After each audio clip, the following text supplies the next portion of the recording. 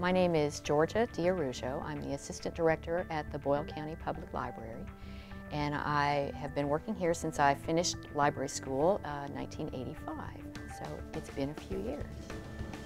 But it's been wonderful. This has been a wonderful library to work in. We're very lucky. We have a very supportive community. There's been a library here on this spot since 1893. It started as a private library. And in the early 1970s, when the Kentucky statutes were changed, we also added a library taxing district. So we were very fortunate to have the support, again, of the community. And now there are actually two entities that work together, this private library and this taxing entity, that work together to bring library service to our county. So it's a wonderful partnership, and the community seems to appreciate the work we do, and so we try to do the best we can to serve the citizens here. When I was in library school, we had 3 computers in the library school, and so things were a little different then. We got our first library system here in 1992. We upgraded it to a different system in 1995. And right about then we borrowed a book from the state library that was the companion to Internet Services for Libraries, something like that. And this was in the early 1990s, and I remember there was a statement in that book saying, if you want an easy job, be a brain surgeon or be an astronaut. Working in libraries is hard work. And it struck me as funny, but you know, it's really true. By the time you start incorporating incredible amounts of technology, you have to be not only a librarian, but a technology expert. And obviously I'm not. And that was in 1995.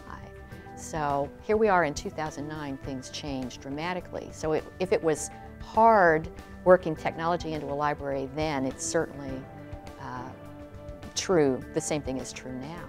In 2005, early 2005, that's when we were ready to again upgrade our computer system, moving to new technologies, new software.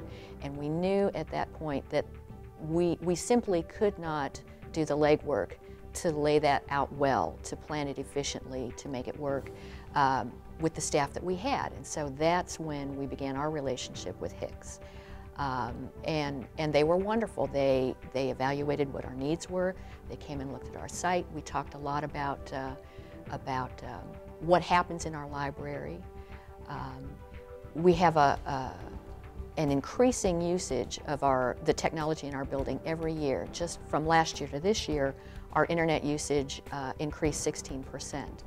So now that we're looking at, again, expanding our building, we're going from 17,000 square feet to 44,000 square feet. We're going from 25 to 30 computers in our building up to 85 to 90 computers in our building. Again, the technology needs there far outstrip our expertise. And so we are relying on H.264 to look at our networking needs, help us order equipment, evaluate what's out there.